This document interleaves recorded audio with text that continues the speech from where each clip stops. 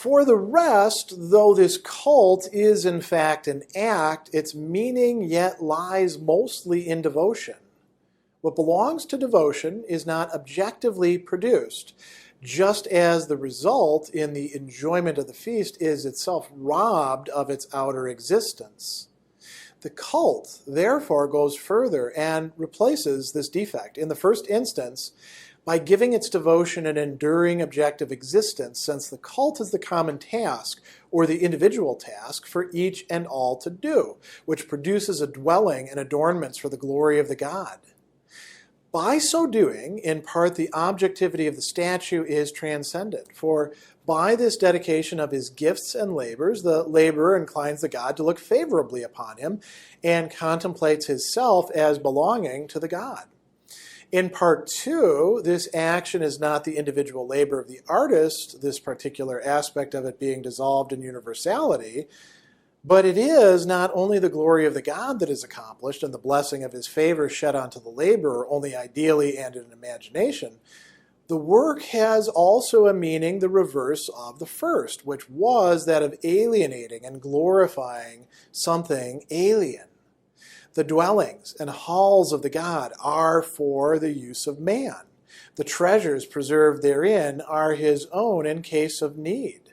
The honor and glory enjoyed by the god in his adornment are the honor and glory of the nation, great in soul and in artistic achievement.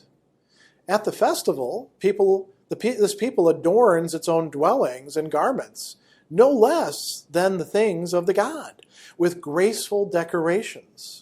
In this way, they receive from the grateful God a return for their gifts and proofs of his favor, in which through their work they become united with him, not as a hope and in a future realization, but rather in witnessing to his glory and in bringing him gifts. The nation has the immediate enjoyment of its own wealth and adornment.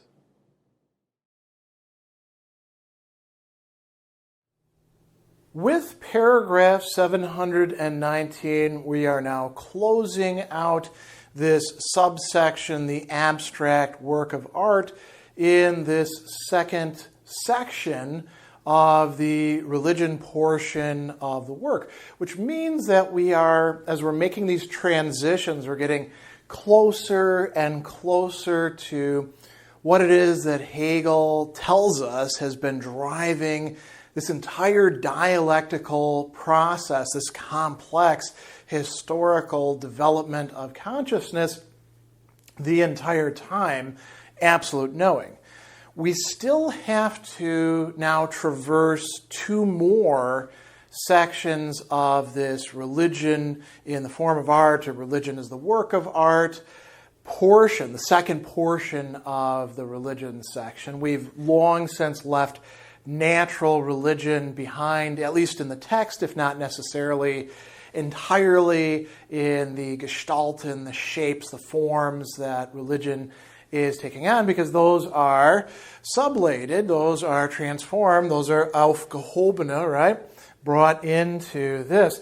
But we saw that there's been a really vital dimension that got added, or perhaps we could actually say two vital dimensions. If I had to ask you about this entire section as a whole, you would say, well, okay, art, that's very important, but art specifically, how? Are we talking about the statue that plays a role in this paragraph and that plays a role in worship? If we look at the history of religions, not just the statue in a place like the temple or a shrine, but we could think of idols of gods, that is, images of gods created and kept in people's homes or tents.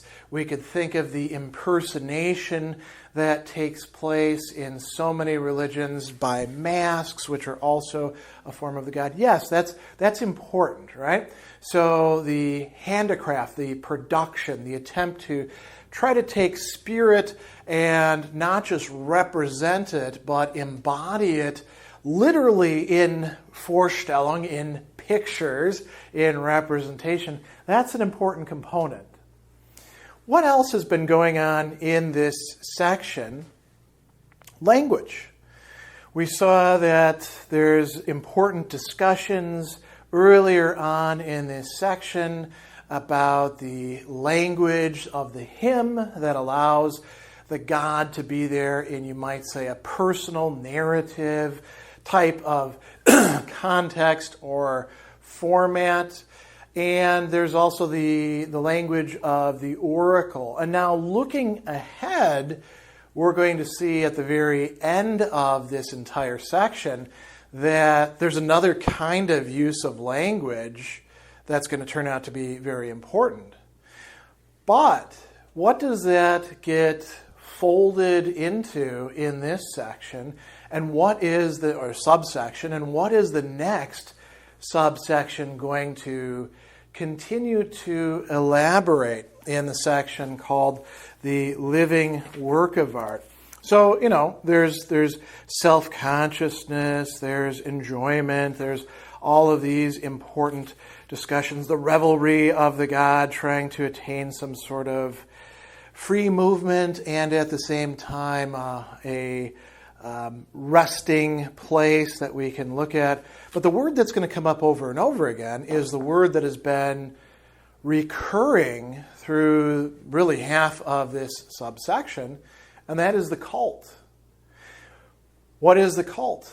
We've seen in the previous paragraph that it is the locus of mediation, allowing human beings to connect with each other and to connect with the divine, the God, whatever the God happens to be, however the God is pictured, and to allow the God a locus not just of worship, not just of being pictured as a passive, static entity, and not just a purely transactional relationship, but for the God to exercise agency and for there to be genuine communion, or if you prefer the more Neoplatonic term, participation within the agency, the personality of the God. All of this has been happening within the cult. And here we're going to see Hegel bringing us back to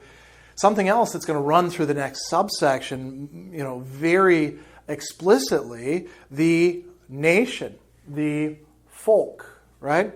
It's no longer just the interesting religious community and how individual worshipers or even statue makers, the artist, right, the Künstler or the craft master, anything like that is related to the God. It's now in terms of what we began with, the ethical, sittliches nation, the folk. This is incredibly important. So all that said, and we'll do a little bit of a reminder at the end of this about where we are and why it's important. Let's take a look now at the actual text. So he says, for the rest, though this cult is in fact an act, a Handlung, right? For the rest of what's going on, its meaning, he says, yet lies mostly in devotion. So we're moving in this paragraph from the sacrifice, Aufopferung, in the previous paragraph, the dynamic economy, we could say, of giving and giving up and all those relations, which turned out to have a potentially hypocritical, problematic side where somebody is holding back and not really launching into it. We see in that, I should have brought this up last time, the dynamic of the noble and base consciousness from earlier in the spirit section, do we not? At least an echoing of it. So from sacrifice to devotion, Andacht. He tells us that the meaning, the Bedeutung of the cult is devotion. Andacht, sort of thinking, looking upon being there with the deity and having a certain kind of comportment. It's not just like being there and being like, all right, I'll give it 5 minutes. Let's see what happens here. Instead, there's a reverence that's supposed to be taking place. And now, interestingly, a little bit of a digression here. When we have this kind of devotional attitude, it doesn't necessarily need to be a religious object. Think for certain Christians, the devotion to the Eucharist, to the bread and the wine that's believed to be in some way, and there's a lot of different explanations of this, so we don't need to get bogged down in it, transformed into body and blood, recalling an ancient narrative, something that in medieval times people spent a lot of time looking at the host more often than actually consuming it. So all of that is a religious form, and we could talk about other things. We could do comparative religion and find all sorts of other interesting parallels there. But think about, since this is religion as a work of art, think about how we treat the things that we consider to be artistic. Musical performances. Do we approach those sometimes in a spirit of devotion, Andacht, right? Sometimes we do. Sometimes it's just background music. Sometimes we're, interested in where an album fits in the top 40 or something like that. Sometimes we have the music on as a pretext to do something else. Let's get pumped up for the football game, right? But sometimes we're actually there to take in the spectacle and see what's what. And that's part of what's going on here in the cult. So he says, what belongs to devotion is not objectively produced.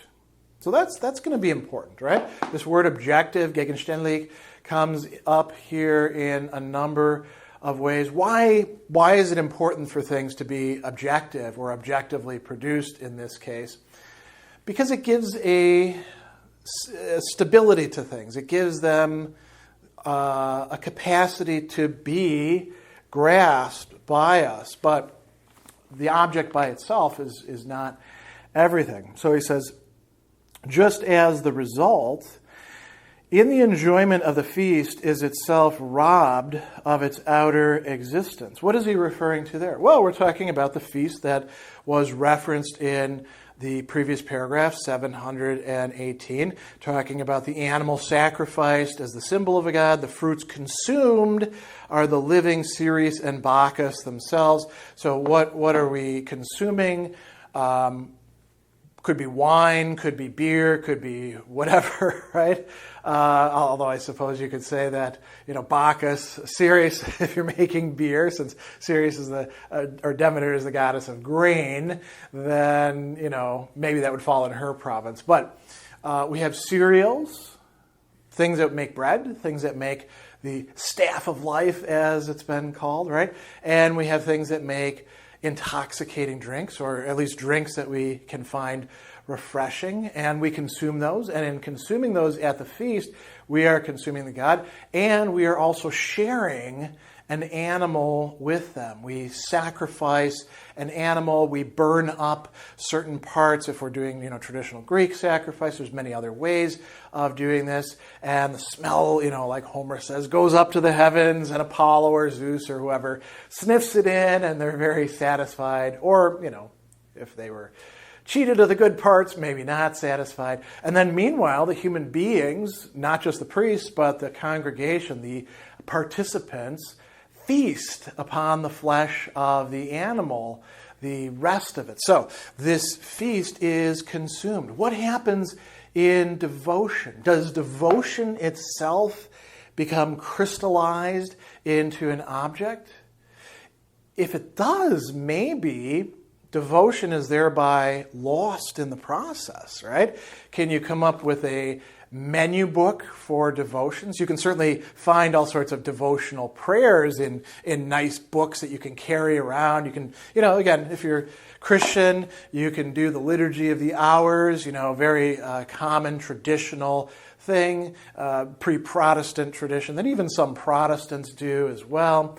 And you can do it in a way that is basically you mumbling through the Psalms and the other prayers and the reading, or you can approach it in a way that goes beyond the merely objective, right? So he goes on and he says, the cult goes further and replaces this defect. What defect? The defect of being not objectively produced, being robbed of its outer existence, in the first instance, by giving its devotion an enduring objective existence. Now notice how he's going to do this. It's not just in a book, in a set of pictures, in a Wikipedia page, in some sort of thing that we can easily pass between ourselves in what we might call an economy of theoretical knowledge.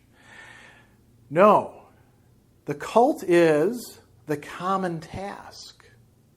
The cult is something that has to be done. That is the meaning here, right? A common task for who? For everybody. It's a common task, but it's also, he says, for the individual task for each and all to do. So people have their individual tasks. And there's an entire, we could say, hierarchy and organization and entelechy and moving from a whole bunch of different means to ends to other ends. Within this, people find their place where they fit in. And then this isn't to say that it's once and for all. It could be that you rise within this, or that there's initiations that take place. It could be intergenerational, as it very often is. And so he says, what is this individual task for each and all to do? What is it about? Produces a dwelling and adornments for the glory of the God. Now this is where we get to a different kind of, this is an objectivity that is bearing upon another objectivity. So he says, by doing so, the objectivity of the statue is transcended.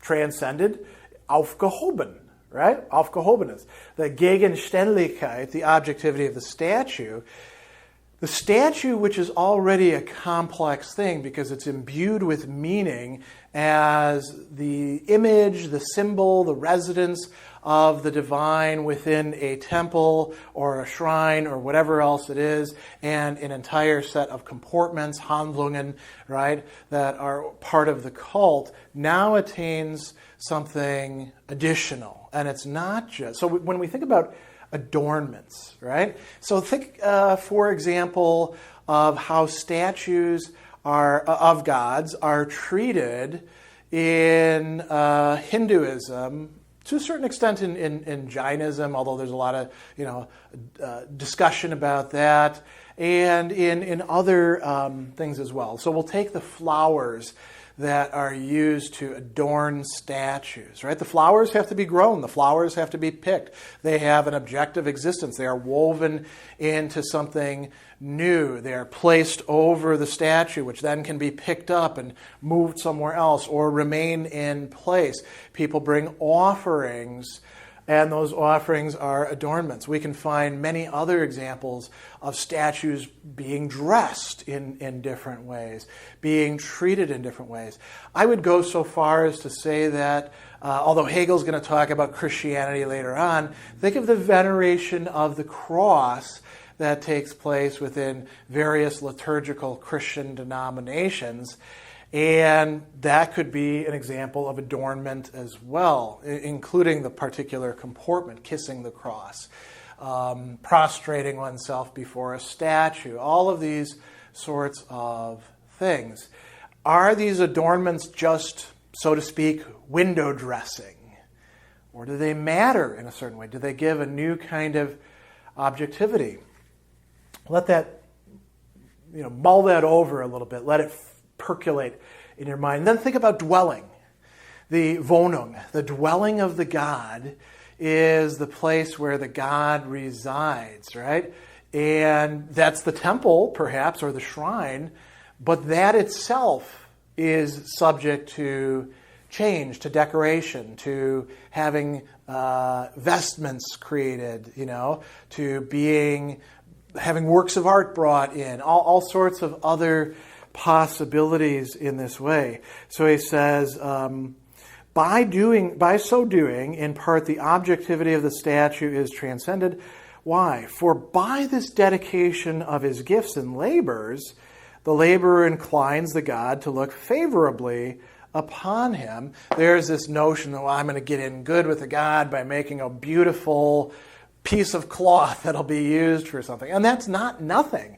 We may look at that as being naive, but if you already believe that there is a relation that you have with the God, and it is mediated in this place, in this time, in these, now long traditional but always somewhat innovative ways, then these gifts and labors that you're engaged in, Geschenke arbeiten, right? That is a way for you to connect with, to do something for the God. We already saw in the previous paragraph that there can be a realization that even what one has to bring before the God is, in a certain sense, something that is already, partially at least, a gift that the God has given oneself, right? If you have a great intellect that allows you to compose hymns to the deity, God gave you that brain, right? Or, at least something that you can bring to bear. If you're bringing the foodstuffs, well, that came from the gods in a certain way. And so this is not just a, as I put it before, do ut das, a purely transactional relationship. Hegel says that this is a way in which the laborer contemplates himself as belonging to the God. He also says, this action is not the individual labor of the artist, this particular aspect of it being dissolved in universality. How so? Well, because you are one of many doing these things. You're not the only person decorating the worship space. If you are, you're kind of excluding the possibility of other people being involved with you. And I think many of us who have been involved in religious congregations know people like that, who would love to have the only relation possible with a God and make themselves basically the intermediary by how they arrange things. Choir directors can be like that sometimes. Let's put that aside for the moment. So he says, it's not only the glory of the God that's accomplished and the blessing of his favor shed on the laborer only ideally and in imagination. This is important, right? So Hegel is saying this is part of what's going on, right? People are bringing, say, flowers, or people are bringing candles, even purchasing candles right there in the place. They're going up to the statue. They're bringing their hopes and dreams and requests and maybe even haranguings of the God to the worship space, and that's part of what is happening. Hegel's not saying, get rid of that, that's no good whatsoever, but that's not all that's happening. So something else is going on here. He says, the work also has a meaning, the reverse of the first, which was that of alienating and glorifying something alien. I brought up in the last paragraph that what we're seeing here is in part a resolution of the dynamic that was worked out in great length back in the self-consciousness section with the unhappy consciousness, right? That was, to make it a very quick summary, human being, the singular, the individual, the unimportant. God is projected out there, the divine as the eternal, the good, whatever is important, victicus, right? Whatever has essence or reality. And then there's this attempt to bridge the gap, and the God doesn't respond. In this case, the God is able to respond, in part because of the mediation of the cult that's being worked out here. Here we take a really interesting turn that prefigures where we're ultimately going with religion, with Hegel. He says, the dwellings and the halls of the God are for the use of man. The treasures preserved therein are his own in case of need. Temples played a very important role. Religious institutions still do continue to play this role, not least because in the scriptures of the great world religions, we see injunctions to say, hey, the nice temple area, if you got to give refuge to people, that and they're going to muddy up the carpet in doing so, that's fine. That's, doing the work of the God. It's not supposed to be this pristine, sort of like back in the 60s and 70s and 80s, it was kind of common in, you could say, lower middle class transition to middle class families to lay down these plastic runners and to keep the couches when they were bought covered with plastic. So you don't have a real dwelling place, a place for use and enjoyment. Instead, you've got this weird, almost museum-like thing. That's what religion is not supposed to be. And that's part of what the cult is bringing forward. So the dwelling and halls of the God are for the use of human beings. The honor and glory enjoyed by the God in his adornment are the honor and glory. Now here we go. Here I mentioned this important transition. Of the individual? No, not of the individual. Of the cult? No, not even just of the cult. Of the nation, the folk, the ethical people, right? The Zittliches folk. So, Zittlicher, actually. So he goes on and he says, the honor and glory of the nation, great in soul and in artistic achievement. And then he brings up the festival. And this dwelling, this adornment, this is for festivals, right? Just like the sacrifice was also a component of festivals. At this festival, the people adorns its own dwellings and garments, no less than the things of the God, with graceful decorations. Now, what this presupposes is that there isn't, terrible alienation going on within society, so that people are like, well, listen, you've got your temple and your God, and you might compel me to sing hymns and come forward and bring flowers or dress the place up, but he's not, he or she's not really my God because you treat us like crap all the time. We're not part of the nation. That would indeed be a problem. Hegel doesn't consider that here, but that's certainly something that could be brought up. So, in this way they receive, he says, from the grateful God a return for their gifts and proofs of his favor, in which through their work they become united with him. Now, notice what he says here. So, they're united with the God. This is part of the function of the cult, mediation. But not as a hope and in a future realization.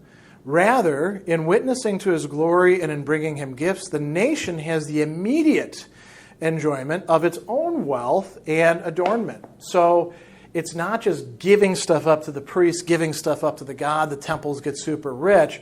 There has to be a continual circulation of giving and giving back and of enjoyment, of finding identity and unity for oneself in the relation to the God, mediated through the cult, which is the mediator lurking in the background. So, is this a depiction of all religion? No, this is a depiction of what Hegel thinks is best. Couple this with the previous paragraph 718, the best that's being offered by certain religions at certain places and times, and this is a dialectical development. We're now ready to close out this particular subsection, the abstract work of art, and to move on to the living work of art. And we could say that we're already dealing with something that is on the verge of being a living work of art. In a way, actually, the next two subsections are both dealing with living works of art. And so that's where we end this particular subsection.